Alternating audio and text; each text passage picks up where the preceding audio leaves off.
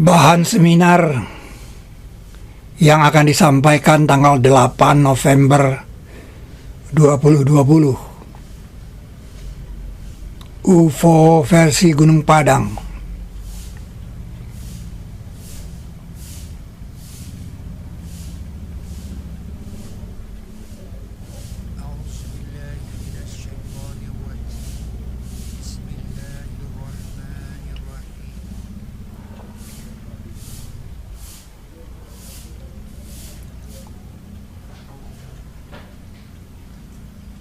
Kuliah ketiga, Gunung Padang versi Pilar Al-Quran.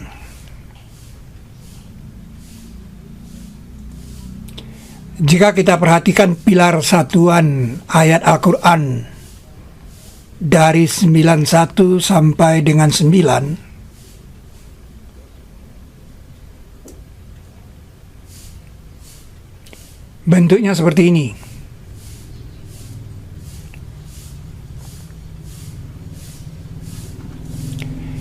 Inilah teras 1 Gunung Padang.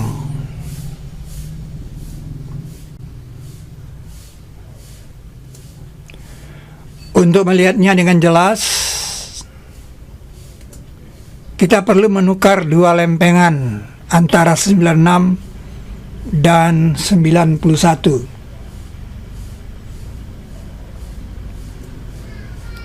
Sehingga kita mempunyai batas teras yang tingginya 9. Batas teras tingginya 9.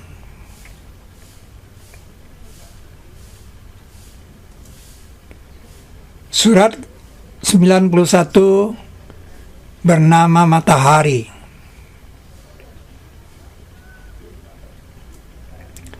Pintu di Gunung Padang itu seperti ini.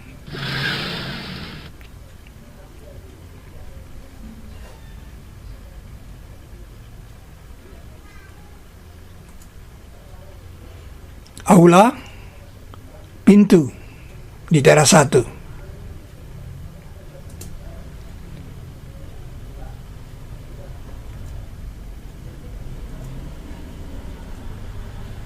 Nah, ini 2 balok. Ini 2 balok. Nah, ini juga 2 balok. Pintu dan aula.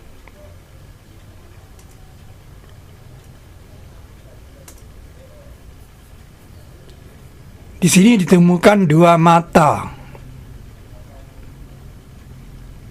Ada di piring sini, ada 2 mata menggeser batu ini. Ada mata laser. Mata laser ini menggeser batu ini.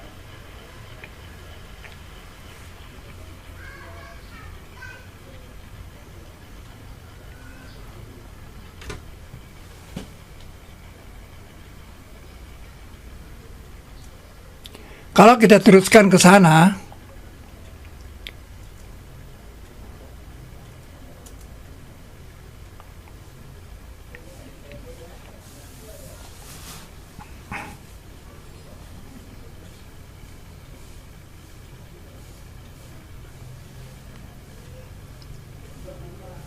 kita bertemu satu lempengan dan bangunan di Gunung Padang. Ini dinamakan Batu Gamelan. Batu Gamelan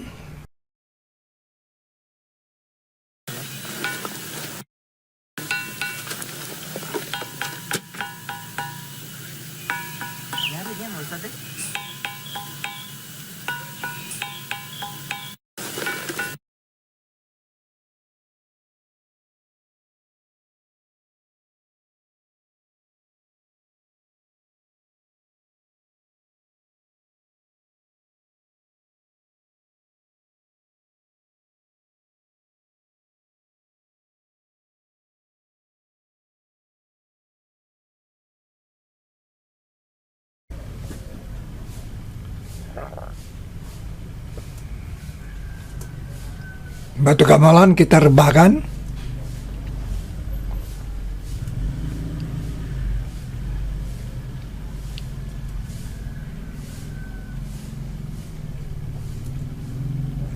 Gunung Padang ini disebut gunung masjid.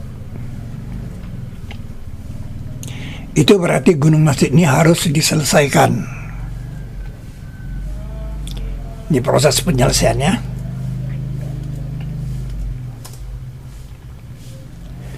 Proses penyelesaiannya selesai. Mengapa gunung masjid?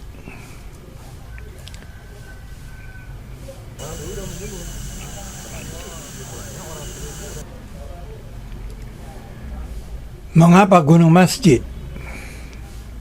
Salat Jumat di masjid. Nah, di sana ada surat Al-Jumat, surat ke-62. Kode salat itu 17. Kita buat 17 tangga di gunung ini. Subuh 2, zuhur 4, asar 4, maghrib 3, isya 4.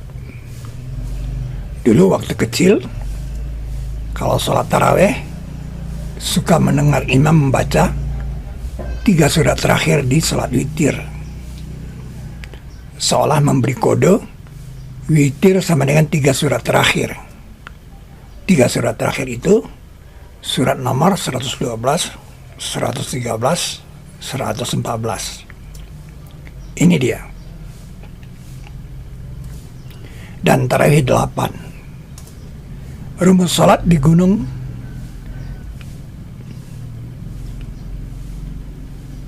maka itu dinamakan gunung masjid. Itu alasan mengapa gunung masjid. Gunung masjid berubah jadi Bukit Tobat. Kita namakan piramida Gajah Semut. Surat Semut nomor 27, surat Gajah nomor 105. Gunung Tobat ini ada di Arafah. Nabi menyuruh kita bertobat di sini waktu wukuf di Arafah tanggal 9 Zulhijjah. Titik balik 9 itu adalah 66. Di 66 ini panggilan terakhir orang beriman.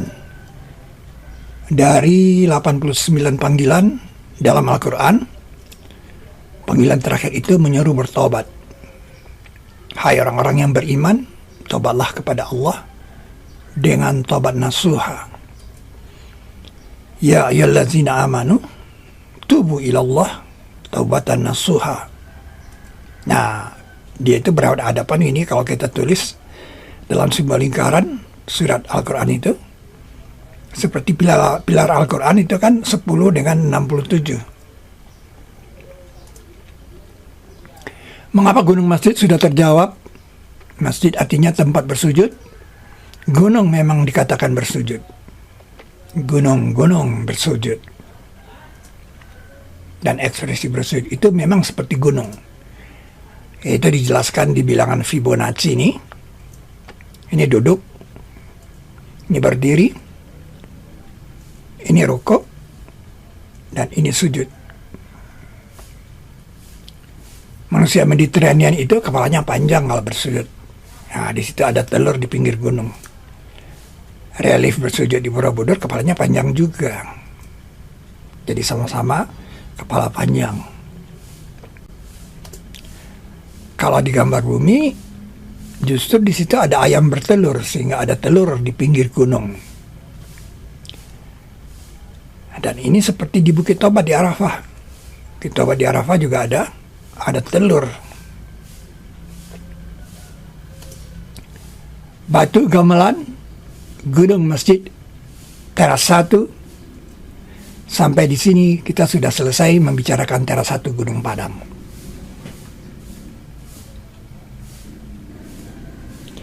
Pintu, aula, gamelan, batu gamelan, dan gunung masjid. Dan tidak mereka datangkan kepadamu karakter perumpamaan, melainkan kami datangkan kepadamu kamus yang lengkap dan setepat-tepat tafsir. Dulu ada buku tentang Ka'bah dan sekitarnya yang melihatkan garis antara sofa dan marwah seperti kursi. Apa yang dapat kita katakan dengan gambar ini? Ini adalah gambar kursi. Kursi. Itu sebab kode 18158 dapat berubah jadi koordinat ayat kursi. 8 ini pecah menjadi 5, 1 dan 2. 1 dan 2. Nah, 5 ini turun. 2 ini juga nanti turun. 1 tambah 1 itu 2. Kemudian 2 itu turun. Nah, 255 itu koordinat ayat kursi. Meluas kursinya di langit dan bumi. Wasi'a kursiyu us-samawati wal ard. Jadi dari kiri ke kanan kursi kemudian makom. Urutan kursi kemudian makom ini terdapat di teras 2 Gunung Padang dan pilar Al-Quran. Ini teras 2. Batas teras itu sama-sama 9 tingginya. Lempengan 11 tingginya 3. Lempengan 12 tingginya 1. Lempengan 13 tingginya 3. Dan itu adalah kursi. Lempengan 14 tingginya 2. Dan itu adalah makom. Menurut Anda, ini kursi siapa? Kata kursi di Al-Quran hanya 2. Satu kursi di ayat kursi, dan satu lagi kursi Sulaiman. Jadi kalau ada situs purbakala berani menamakan itu kursi, dan kursinya itu ada, dan kursinya itu sama, dan ada di pilar Al-Quran, maka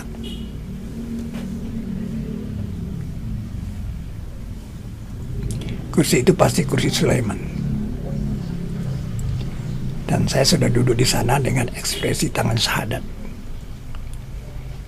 Ini, telunjuk saya ini kalau diteruskan, akan sampai ke Kanada. Dan sungguhnya kami telah uji Sulaiman dan kami telah campakkan atas kursinya jasad. Kemudian ia kembali. Kursi itu pasti kursi Sulaiman. Kursi dan makam. Itu teras 2. Anda kalau ingin yakin bahwa 14 kode makam, Anda harus bisa paham Ka'bah 1. Kalau makom dan kursi fenomena sepasang, maka di Bokok pasti ada kursi. Menurut Anda di mana kursi di Bokok itu? Ini di sini. Di kerucut perlambatan. Meluas kursinya di langit dan bumi. Sampai di sini kita selesai membicarakan teras 2 Gunung Padang. Untuk setiap kabar ada faktanya, dan nanti kamu akan mengetahuinya.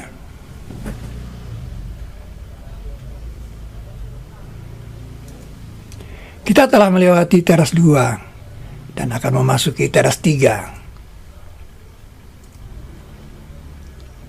Teras 3 Gunung Padang.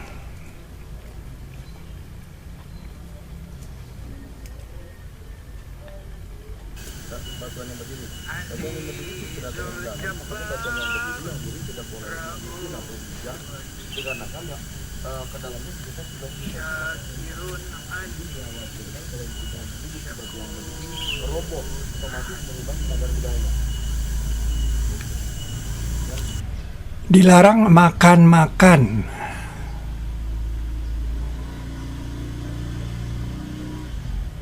Nah, teras 3 ini bicara soal makan. Teras 3 ini bicara soal makan, yaitu bab puasa. Ada satu balok kita pinjam dari 83, yang lainnya dipertukarkan letaknya.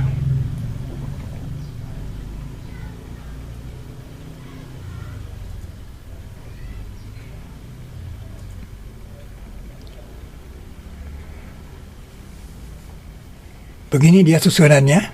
kemudian kita pertukarkan 17, 18, 19, 20, 21, 22, 23, 24, 25, 26. 83 di situ pinjam masuknya. Di sini ada fenomena harimau dan kijang sebagai kode tangga makanan. Itu dia tahu kode tangga makanan. Tangga makanan atau rantai makanan. Ya. Jadi ada kode makanan di sini atau puasa. Ini tapak harimaunya.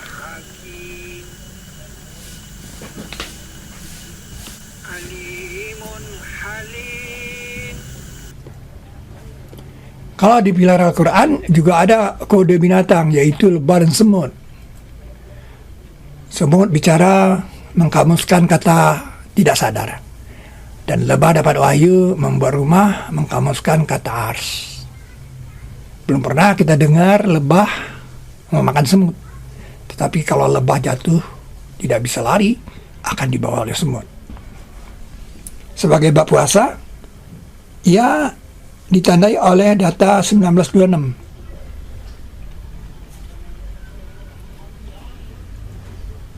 Di 1926 ini ada kata puasa. Ini nazartu lirahmani sauma. Aku bernazar untuk pengatur puasa. Di 1819 ini ada kata makanan. Maka perhatikan siapa yang suci makanannya. Itu teras 3 Gunung Padang dilihat dengan kacamata pilar Al-Quran.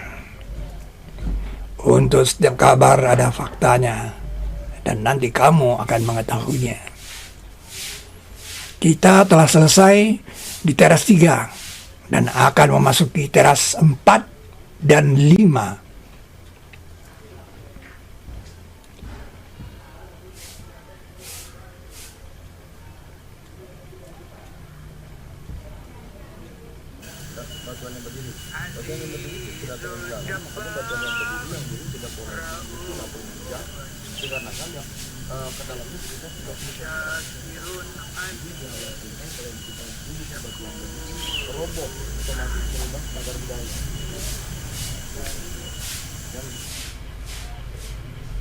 Jangan lupa pakai masker dan jangan lupa jaga jarak. Ada 3 pesan yang di teras 3 yang perlu kita garis bawahi. Pertama, sesungguhnya Allah memberi kepada siapa yang Dia kehendaki dengan karakter tidak berhisab. Ini pesan Siti Maryam, tapi disebut di surat ketiga. Maka perhatikan siapa yang suci makanannya. Ini pesan pemuda Kahfi. Aku bernazar kepada pengatur puasa. Ucapan Siti Maryam. Teras 3.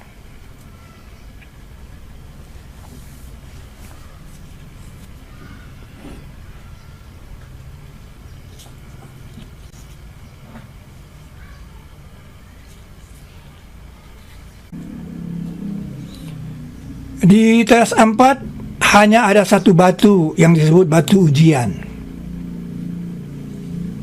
Hanya satu batu. Jadi seperti batu gamelan. Satu batu. Cuman batu gamelan direbahkan, batu ujian ini berdiri. Jadi di teras 4 ini cuma satu saja. Satu batu. Batu ujian. Batu ini diangkat dan dipeluk, kemudian diletakkan. Anda sanggup nggak ngangkatnya?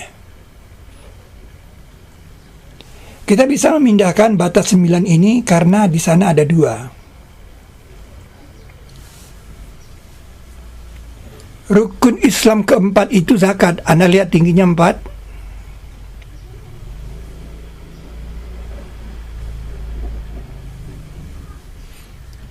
Ayat 4 surat 31 itu berisi kata zakat.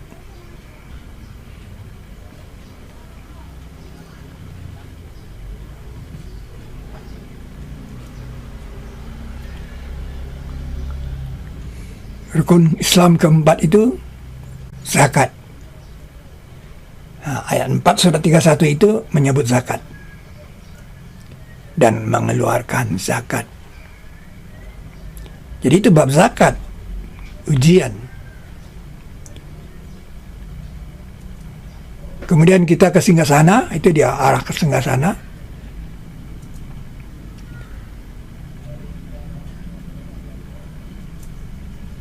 Nah, di sini kan ada 38, ini kan berdiri dia. Kalau kita tiru Siti Maryam kan 1926. Nah, 3826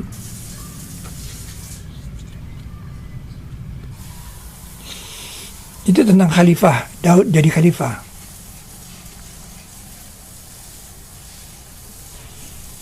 Tapi 26 kan tidak ada di sini.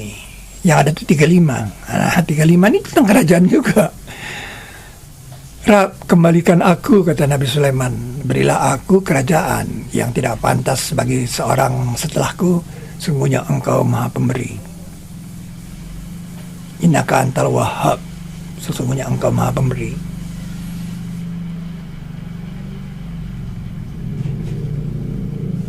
Di sini sebenarnya dikamuskan maha pemberi itu. Nabi Sulaiman begitu yakinnya Allah maha pemberi, dia tidak perlu sebut nama sepasang. Saking yakinnya dia Allah maha pemberi, dia minta kerajaan yang aneh-aneh, yang tidak pantas bagi seorang setelahku.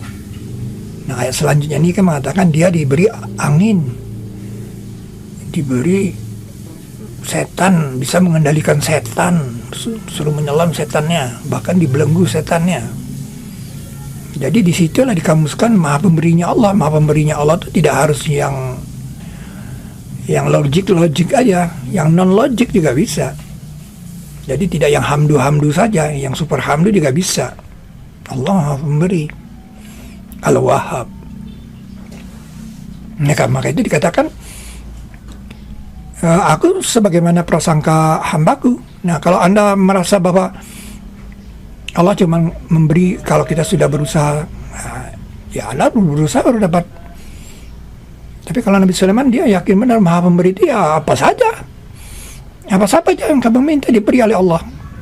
Makanya dia minta kerajaan yang tidak pantas bagi, dan Allah melihatkan bagaimana maha pemberinya Allah itu dengan memberi Sulaiman yang aneh-aneh itu. Jadi ini pengkamusan kata Al-Wahhab, ini luar biasa.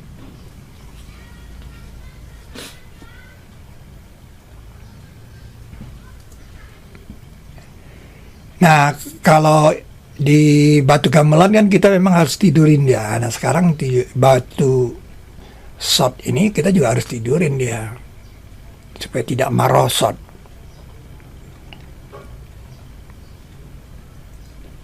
Hai Daud, kami jadikanmu khalifah di bumi. Nah, di 26. Maryam juga di 26 sebenarnya. Ini nazartu lirahmani sauma.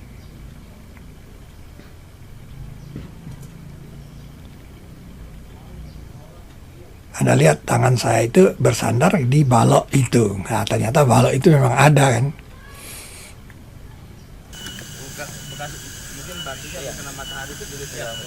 Jadi di sini punggung kita ini ada yang lepas. Terus tangan ini bisa begini. Nah, tapi kalau diselonjorin ke sini, Ustaz, tangannya coba. Ada yang. Nah, itu langsung ada yang pijit. Jadi dia sambil memandang gunung. Gunung apa itu? Pangrango. Pangrango. Jadi gedenya satu itu, Pak. Itu hanya 3 gunung, Pak. 25. Nanti gunungnya ini ngadep. Gimana, Pak? Ini yang pertama kan pasti Gunung Masigit. Gunung Masigit itu gunung. Itu bagian sini. Kalau menghadapnya ke sebelah Pak. Ke bawah, ke sana, kemudian itu Pak. Pangrango ke depan.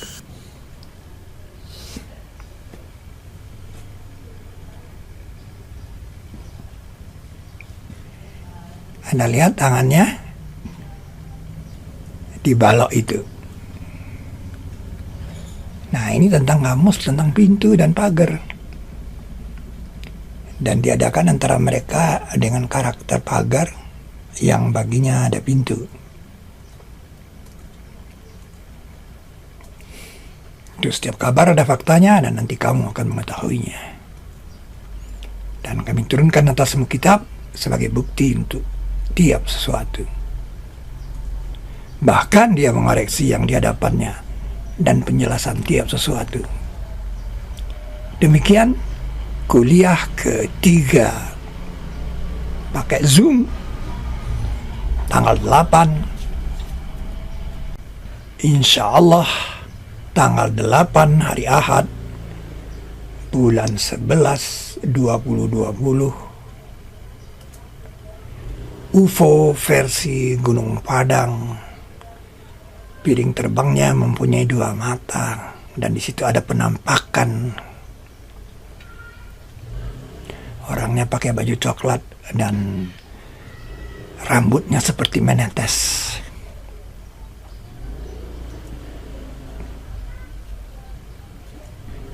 Bahkan dia mengoreksi yang di hadapannya dan penjelasan tiap sesuatu.